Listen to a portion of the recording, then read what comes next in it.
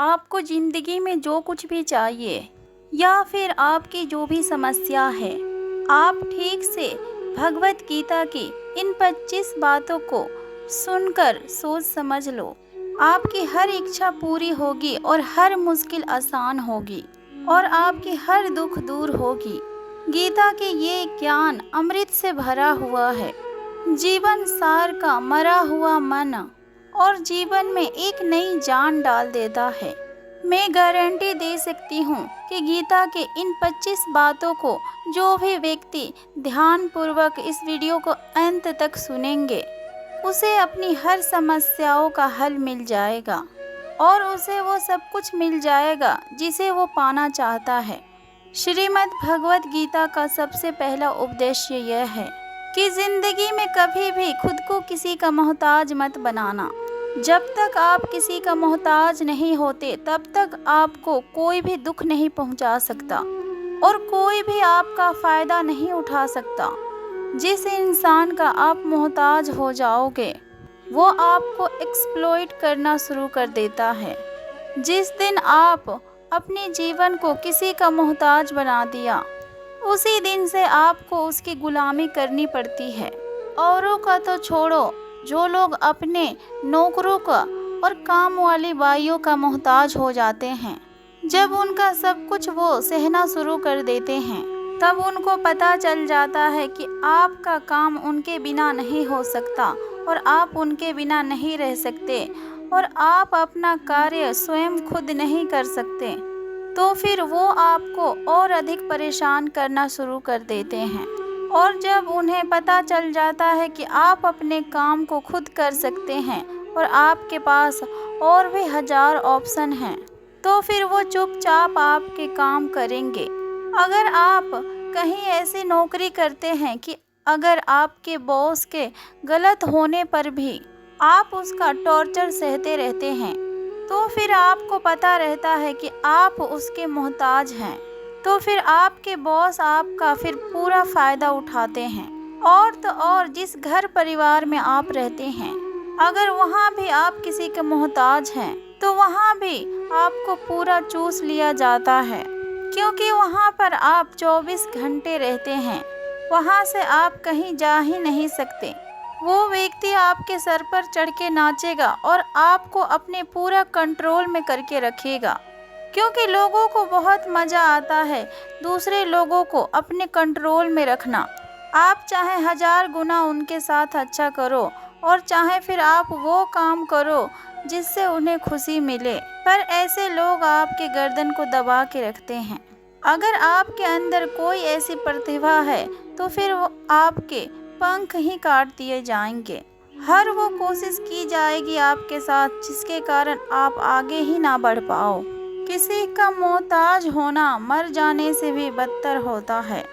क्या कभी ध्यान दिया है कि आपकी ज़िंदगी वही लोग खराब करते हैं जिनके आप मोहताज हो जाया करते हैं, और आपके सारे दुख वहीं से आते हैं जिसके आप मोहताज हो चुके हैं। मोहताजी सिर्फ शरीर और काम की नहीं होती, सबसे बड़ी मोहताजी मन की होती है कि हमारे ज़िंदगी में हमें कोई चाहिए हमें संभालने के लिए, नहीं तो हम अपने जीवन में खुश नहीं रह पाएंगे। अकेलापन यहाँ पर लोगों से झेला नहीं जाते हैं।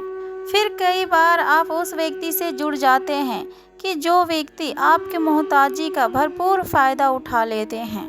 आप उनसे रिश्ता इसीलिए जोड़ते हैं ताकि आपके जीवन में थोड़ी सी खुशियाँ आ जाए, परंतु वो लोग आपको खून के आंसू रुलाते हैं और आपकी पूरी ज़िंदगी को नर्क बना देते हैं। याद रखना एक बात, माँ बाप के अलावा इस दुनिया में ऐसा कोई पैदा नहीं हुआ है आप जिसके मोहताज हो और वो आपका फ़ायदा ना उठाए। इसीलिए ज़िंदगी में कभी भी किसी का मोहताज मत बनना। श्रीमद् भगवत गीता का दूसरा अध्याय ये है कि जीवन में जब भी खुद को अकेला महसूस करो, तब इस सच्चाई को ठीक से समझ लेना कि तुम दुनिया में अकेले ही आए थे और अकेले ही जाओगे भी। वास्तविकता में यहाँ पर कोई भी आपका अपना नहीं। एक दिन तो ऐसा भी आता है कि जो माँ बाप हमें जन्म देते हैं वो भी अकेला छोड़कर चले जाते हैं हमें। तो फिर औरों से उम्मीद ही क्या करना। अगर कोई आपके साथ छोड़ दे तो ये हमेशा याद रखना कि वो ईश्वर हमेशा आपके साथ हैं। वो कभी भी आपके साथ नहीं छोड़ता। गीता में श्री कृष्ण ने अर्जुन से कहा कि चाहे कोई मनुष्य मुझे माने या फिर ना माने, लेकिन मैं इंसान का साथ कभी भी नहीं छोड़ता, क्योंकि ये सब मेरे ही संतानें हैं। इंसान को ईश्वर का ही अंश कहा गया है, इसीलिए मनुष्य को ईश्वर का संतान कहा जाता है। इसलिए आपको अकेलापन से कभी भी दुखी नहीं होना चाहिए और कभी भी डरना नहीं चाहिए, बल्कि किसी गलत इंसान के साथ रहने से डरना चाहिए। एक कहावत है कि कुछ होने से नहीं होना बेहतर है, लेकिन एक और कहावत है कि नॉनसेंस लोगों के साथ रहने से अच्छा है कि आप अकेला ही रहो। इसीलिए गीता का ये उपदेश हर इंसान के लिए जरूरी है जो खुद को अकेला समझकर दुखी हो जाते हैं। इसलिए अकेलापन से डरना और दुखी होना छोड़ दो, क्योंकि यहाँ पर कोई किसी का नहीं होता। गीता का तीसरा उपदेश यह है कि जीवन में जब भी कोई मुश्किल आए तो हिम्मत मत हारो, बस थोड़ा सा धीरज रखो।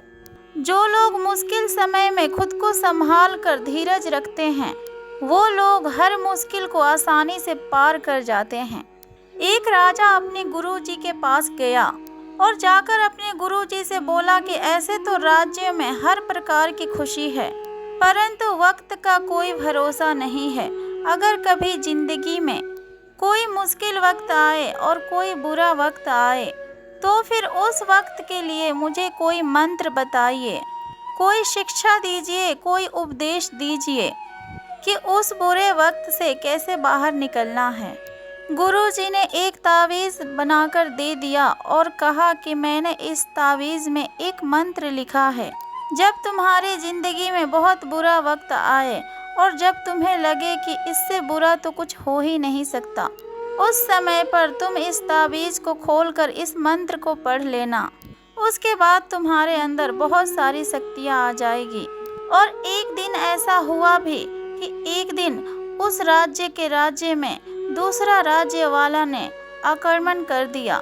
उस राजा की ऐसी स्थिति हो गई कि अपने राज्य को छोड़कर, अपने पूरे शहर को छोड़कर, अपने कुछ लोगों के साथ वहां से भागना पड़ा।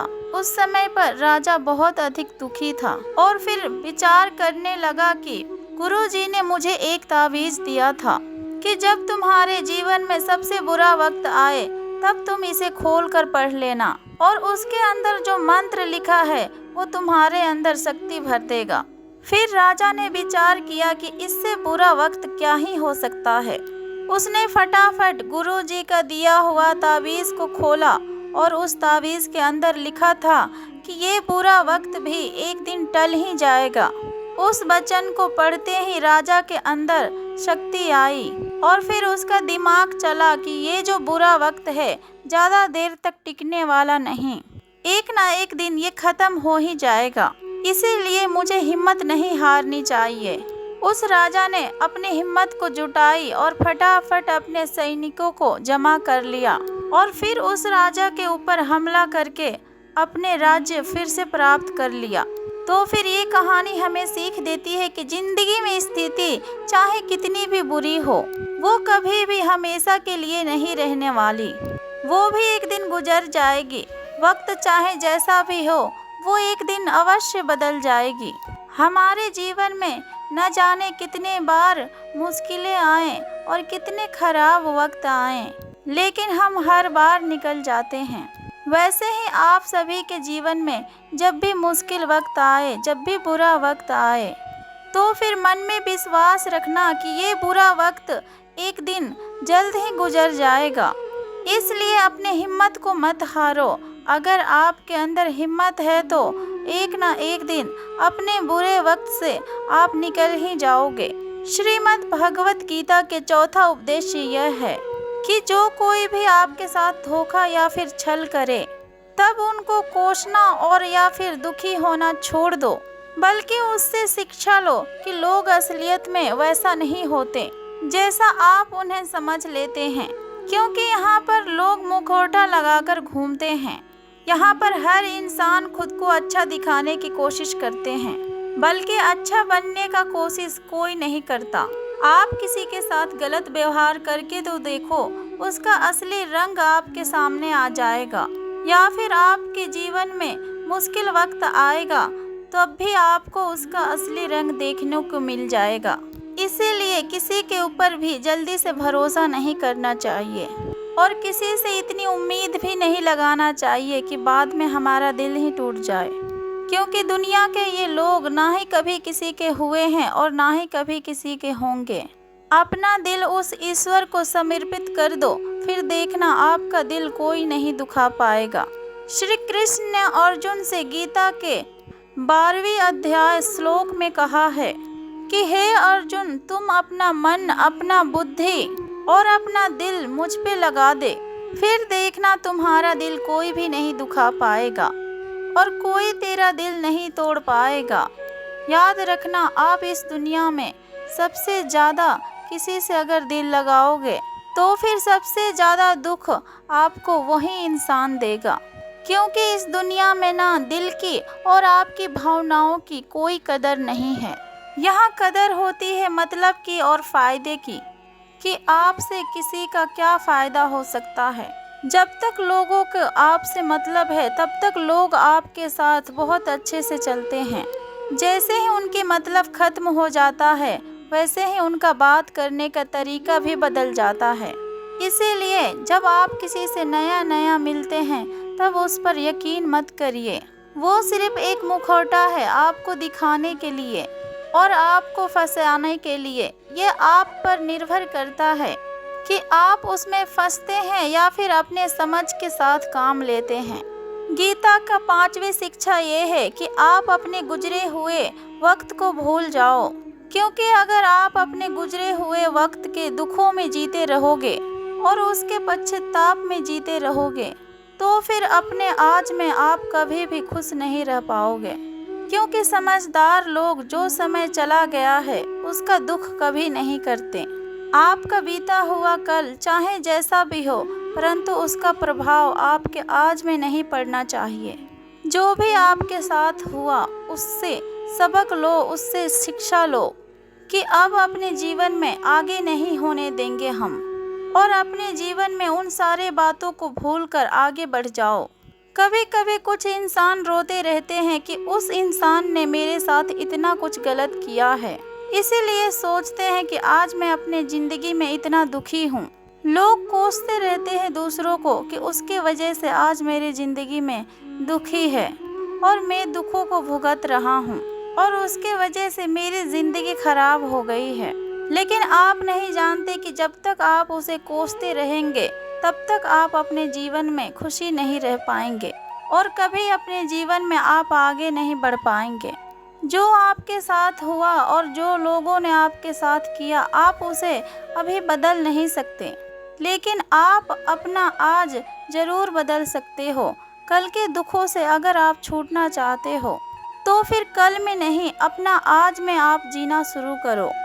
आपको कोई भी ऐसा इंसान नहीं मिलेगा जो अपना कल में जीता हो और प्रसन्न रहता हो।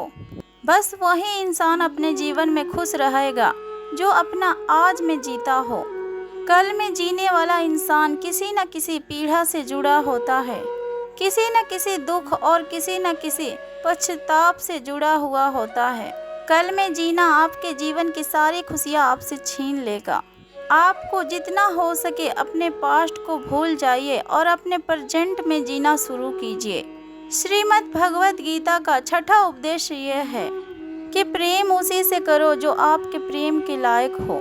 जिसे आपके प्रेम का कदर नहीं, उससे जितना दूर रहो उतना ही अच्छा होता है। आजकल लोग कहते हैं कि सबसे ज़्यादा पीड़ा प्रेम देते हैं। आजकल के लोग प्रेम जैसे पवित्र चीज़ को गंदा कर दिया है। आजकल के लोग सबसे ज़्यादा प्रेम के नाम पर ही एक दूसरे को लूटते हैं।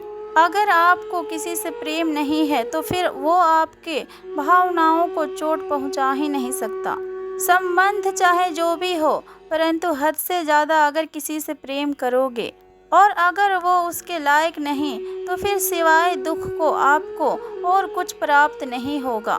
वास्तविकता में प्रेम पीड़ा नहीं देता, बल्कि ऐसे इंसान से प्रेम करना पीड़ा है जो आपकी कदर ही नहीं करता। तो फिर प्रेम उस इंसान से करो जहां आपके प्रेम की कदर हो, बल्कि वहां नहीं जहां आपके प्रेम और आपकी भावनाओं की कोई कदर ही ना हो। वहां से आप कृपया करके खुद को दूर ही रखें। गीता का 7वां उपदेश यह है कि हमारे जीवन में हमारे रिश्तेदार ही हमसे सबसे ज़्यादा जलते हैं। हमारे सफलता से सबसे ज़्यादा दिक्कत हमारे रिश्तेदारों को ही होता है, क्योंकि बाहर वालों को कोई फ़र्क नहीं पड़ता कि आपकी ज़िंदगी में क्या हो रहा है, पर जो रिश्तेदार होते हैं आपका, उनकी पूरी नज़र होती है आपकी ज़िंदगी पर। बाहर से तो वो यही कहेंगे कि आगे बढ़ो और सफल हो जाओ और खुश रहो अपनी ज़िंदगी में, पर जब आप उन्हें अपने सफलताओं के बारे में बताएंगे और अपनी किसी कामयाबी का खबर उन्हें सुनाएंगे, तब फिर उसे सुनकर उनको बिल्कुल ही खुशी नहीं होती। कई बार सारी दुनिया आपको पसंद करती है और आपकी काम की तारीफ करते हैं, लेकिन आपकी कदर आपके घर में ही नहीं होती। महाभारत के युद्ध बाहर के लोगों में नहीं हुआ था, ये भाइयों के आपस की लड़ाई थी। पांडवों के हर सुख से दुर्योधन जलता था।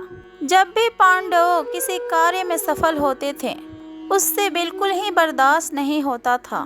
दुर्योधन हर कोशिश करता था पांडवों को नीचे गिराने के लिए और उन्हें दुखी करने के लिए, और वही भाइयों के आपसी के जलन महाभारत के युद्ध के कारण बनी, और उस युद्ध में ना जाने कितने अनगिनत लोग मारे गए। बाहर वालों को क्या फर्क पड़ता है कि आप कैसा जिंदगी जीते हैं, लेकिन ये जो रिश्तेदार होते हैं और ये जो करीबी लोग होते हैं, ऐसा हो ही नहीं सकता कि इन्हें आपकी खुशी बर्दाश्त हो जाए। आप इन्हें समझ नहीं सकते, क्योंकि ऐसे लोग बाहर से बहुत मीठा चलते हैं और आपको अच्छे अच्छे शब्द कहते हैं, मगर आपके पीठ पीछे ये आपसे जरा भी खुश नहीं होते। तो फिर इसीलिए किसी को अपना समझने से पहले आप ये जरूर चेक कर लें कि वो सच में आपका अपना है या फिर अपनेपन का दिखावा कर रहा है। गीता का 7वां उपदेश यह है कि आज का युग में कभी किसी के सामने अच्छे बनने का कोशिश मत करो, नहीं तो ये दुनिया आपको लूट कर कंगाल कर देगी। पांडवों का कहानी ये शिक्षा देती है कि ज़्यादा अच्छा बनना आपको कई बार दुख दे सकता है। जो पांडव हमेशा धर्म पे चलते थे और कभी अपने जीवन में कोई गलत काम नहीं किया, एक दिन उनका सारा राज्यपाट चला गया और उनके पत्नी को भरे सभा में नग्न करने की कोशिश किया गया और भिक्षा लेकर के उन्हें अपनी जिंदगी को गुजारनी पड़ी। और कारण क्या था, वो कुछ ज़्यादा ही अच्छे बन रहे थे। ये तो तब की बात है, और आज की दुनिया तो और अधिक बदल चुका है। आज के युग में अच्छे व्यक्ति को इज्जत कम मिलती है और उसका इस्तेमाल ज़्यादा से ज़्यादा किया जाता है।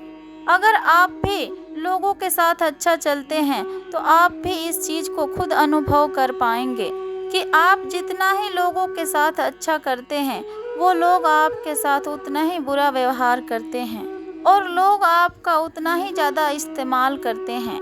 आप लोगों के खुशी के लिए कुछ भी करते जाते हैं और लोग हैं कि आपके एडवांटेज लेने में लगे रहते हैं। इसीलिए आज के जीवन में खुश रहना है ना, तो ज़्यादा अच्छा मत बनो। इसका मतलब ये नहीं है कि आप बुरे इंसान बन जाओ, बस आप अपने नज़रों में अच्छे बन के रहो। दुनिया के नज़रों में अच्छे बनने की कोशिश कभी मत करना। गीता का 9वां उपदेश यह है कि जहाँ आपके लिए प्रेम और इज्जत नहीं है, वहाँ पर आप कभी मत जाओ। महाभारत के युद्ध शुरू होने से पहले श्री कृष्ण हस्तिनापुर गए थे पांडवों के तरफ से शांति के प्रस्ताव लेकर। तब शकुनी ने दुर्योधन से कहा कि ये कृष्ण बड़ा मायावी है, अगर ये हमारे पक्ष में आ जाए तो फिर समझ लो कि पांडव हार ही गए। जाओ, इसकी सेवा करो और इसे अपने घर आने के लिए निमंत्रण भेजो और इसे खुश करो। जब श्री कृष्ण हस्तिनापुर पहुँचे तब दुर्योधन ने अपने घर आने के लिए श्री कृष्ण को निमंत्रण दिए और अपने घर आने का कहा और श्री कृष्ण से कहा कि आप मेरे घर में रहिए, मेरे निमंत्रण स्वीकार कीजिए और मेरे घर में रहिए, मेरे घर में भोजन कीजिए। तब फिर श्री कृष्ण ने दुर्योधन से कहा कि दुर्योधन, इंसान को किसी के घर में तभी भोजन करना चाहिए और तभी जाना चाहिए, या फिर उससे बहुत अधिक प्रेम हो, या फिर हमारे जीवन में बहुत बड़ी आपत्ति आ गई हो। और यहाँ पर ना ही मेरी ज़िंदगी में अभी कोई आपत्ति आई है और ना ही तुम्हारा मुझसे कोई प्रेम है, तो फिर तुम्हारे घर तो मैं कभी भी नहीं आऊँगा। तुम मुझे अपना घर इसलिए बुला रहे हो कि सिर्फ और सिर्फ अपने मतलब पूरा करने के लिए, और मतलबी लोगों के घर कभी भी नहीं जाना चाहिए। इसलिए इन बातों से हमें ये शिक्षा मिलती है कि जिनके दिल में आपके लिए प्रेम नहीं है और इज्जत नहीं है, वहाँ आपको कभी भी नहीं जाना चाहिए। आपको सिर्फ उसी जगह रहना चाहिए जहाँ आपकी कदर हो और आपको इज्जत मिले, जहाँ पर आपको प्रेम मिले। गीता का 10वां उपदेश यह है कि कभी भी अपने धन और अपने पद और अपने बल का अभिमान नहीं करना चाहिए। दुर्योधन को बहुत अभिमान था कि मेरे पास भीष्म पितामह जैसे, द्रोणाचार्य जैसे योद्धाए बैठे हैं, तो फिर इन पांडवों को तो मैं यूं ही मसल कर रख दूंगा। उसे अपने धन का भी अभिमान था, उसे अपना पद और शक्ति का अभिमान था, लेकिन उसका वही अभिमान एक दिन उसका सर्वनाश का कारण बना। जो लोग अपने पैसों का अहंकार में या फिर अपने शक्ति के अहंकार में दूसरों को नीचा दिखाते हैं और दूसरों को चोट पहुंचाते हैं, एक दिन उनका वही गलती उनका ही सर्वनाश कर देता है। इसलिए आप अपने जीवन में चाहे कितने भी सफल हो जाएं या फिर कितने ही बड़े इंसान हो जाएं, लेकिन उसका अभिमान दूसरों पर कभी मत दिखाना। गीता का 11वां उपदेश यह है कि जो लोग दूसरों पर छल करते हैं उसका अंत बहुत ज़्यादा बुरा होता है। दुर्योधन का मामा शकुनी और दुर्योधन ने पांडवों के साथ जीवन भर छल किया, हर पद पर उन्हें धोखा ही दिया, कभी भी अपनी ईमानदारी के साथ उनके साथ नहीं चला, और उसका परिणाम दुर्योधन को ये मिला कि उसके दल का हर एक योद्धा छल के द्वारा ही मारा गया, क्योंकि दुर्योधन ने जैसा कर्म किया था उसे वैसा ही फल मिला। सारे जीवन उसने अपने जीवन में छल ही किया, फिर अंत में उसके खुद की मृत्यु भी छल के साथ ही हुआ। इसीलिए अगर कोई अपने जीवन में खुद को इतना ज़्यादा चालाक समझता है कि दूसरों को धोखा दे दिया और दूसरों को बेवकूफ़ बना दिया, लेकिन वो नहीं जानता कि एक दिन उसके जीवन में भी कोई आएगा जो उसको धोखा देगा, क्योंकि ये कर्मा सबके चेहरे याद रखता है। लोग जैसा कर्म करता है उसे उसका कर्म का फल वैसा ही मिलता है। गीता का 12वां उपदेश ये है कि जो इंसान आपको बार बार चोट पहुंचाए उसे कभी भी माफ़ नहीं करना चाहिए।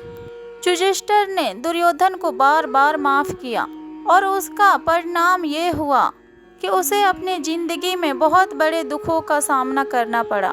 कोई इंसान अगर एक बार गलती करे तो उसे माफ़ करना फिर भी ठीक है, अगर कोई बार बार गलती करे तो फिर उसे माफ़ करना आपके जीवन में बहुत बड़ा आपको धोखा मिल सकता है, क्योंकि उससे वो गलती नहीं हो रही है बल्कि वो उसकी आदत बन चुकी है और वो ऐसा ही है और हमेशा ही ऐसा रहेगा।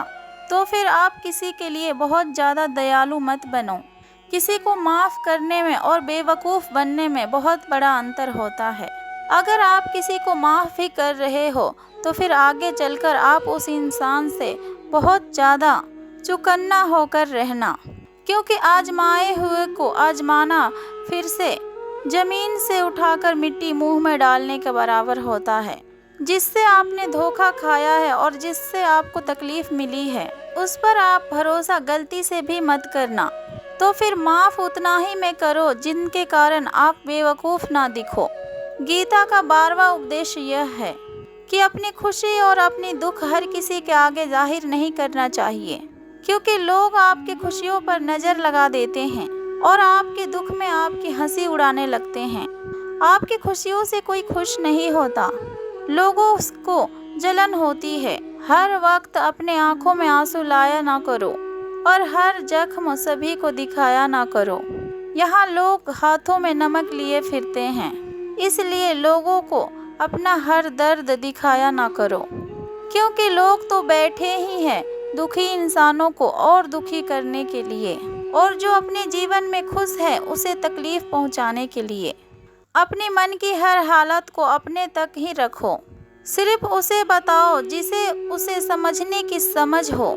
गीता का 14वां उपदेश यह है, आप चाहे कितने भी अच्छे हो, लेकिन आप बुरे लोगों के साथ अगर रहोगे तो फिर आपका भी वही हाल होगा जो बुरे लोगों का होता है। भीष्म पितामह एक ब्रह्मचारी थे, लेकिन वो अधर्म के पक्ष में खड़े हो गए, और द्रोणाचार्य भी एक ब्राह्मण थे और वो भी अधर्म के पक्ष में खड़े हो गए। तो फिर अंत में उन सभी का वही हाल हुआ जो एक अधर्मी व्यक्ति का होता है।